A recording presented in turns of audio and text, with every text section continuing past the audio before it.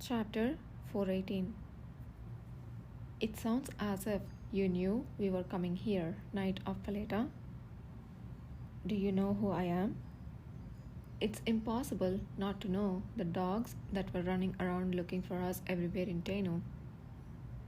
It was a nearly provocative statement, but the knight did not respond. His attitude seemed to indicate that he was satisfied with the answer he got. Nahan asked again. So, what's the answer? I asked first after all. His lordship said you would certainly come here. The knight finally opened his tightly closed lips and spoke. With a look that was most desert tribe like than anyone, the aura he wore was as cold as a winter lake.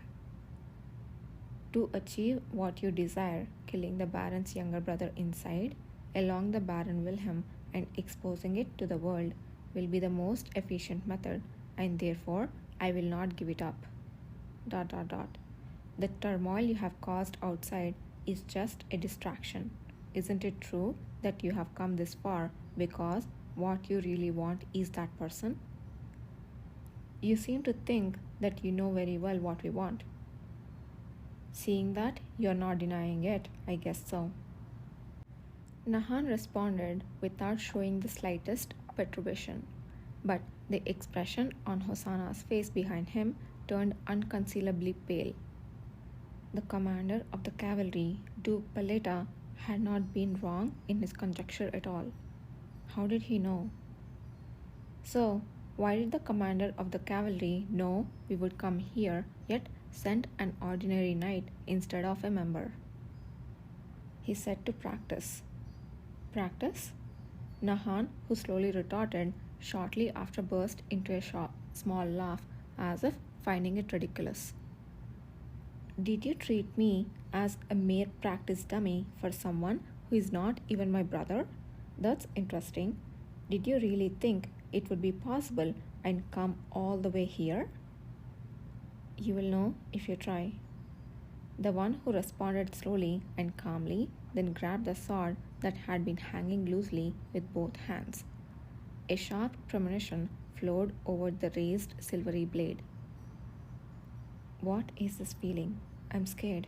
Even though he's just holding a sword, I don't understand why. Hosanna was having such thoughts while looking at the impeccably clean sword that didn't show the slightest bit of energy when Nahan opened his mouth with a similar thought. I thought a knight who knows how to use aura would be confident. But why not use it? I must ask, are you an awakener? Yes, that's right. I have heard that the cavalry has those with abilities resembling aura. If the man was an awakener, this strange feeling could somehow be explained.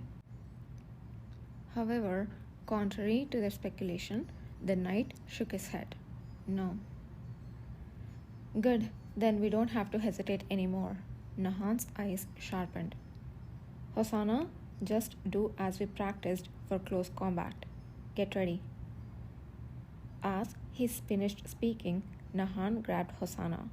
Before the knight could swing his sword, Hosanna successfully used his ability to transport himself and Nahan behind the knight's back. Instantly, Nahan reached out and manipulated his fingers as if grabbing the back of the knight's head, exerting his ability. Done. Huh? But this knight was unlike anyone they had faced before. Looking at the staggering man who had bent forward and about to unwillingly relax, Hosanna screamed as he blinked to find the sword thrusting at him. The tip of the sword grazed Hosanna's face and almost pierced Nahan just as the teleportation ability activated again. They landed on the second floor, one level below their original position. Seeing Nahan bleed from his mouth, Hosanna was taken aback. My lord, he's definitely not an ordinary one. In that short time, he broke through the illusion ability I had set. What? How? No matter how frantic the events that had occurred in the midst of chaos, how could such a thing be possible with just a sword? Until now, he had heard that there was only one person who had ever broken the range that he had set when he had used his illusion ability. It was Yudir Ale, a member of the cavalry with black hair, who he had encountered several times. However, without a chance to ask in detail, the ceiling cracked and fragments struck his head. Hosanna dodged back using his ability once more. For the next few minutes, an exchange of blows of an invisible speed occurred. The knight barely moved from the third floor, thoroughly facing them, while Hosanna moved from the third floor to the second, then back to the third, buying little time. Nahan continued to exert his ability on the knight, but their attacks missed by a hair, and the knight counterattacked as if he had been waiting, making it difficult to find an opportunity to use his ability. A terrifying sharpness that came from someone who had nearly been caught once by his illusion ability, which instilled fear and could drive a person mad in an instant. Such an ordinary looking sword. Why is it so terrifying? What is it really? When the knight's sword approached, his body trembled for no apparent reason. He felt physical fear and wanted to flee for a reason different from when he used his ability. Even Hosanna's eyes began to show the strain of overuse as they continued to use their short range teleportation abilities.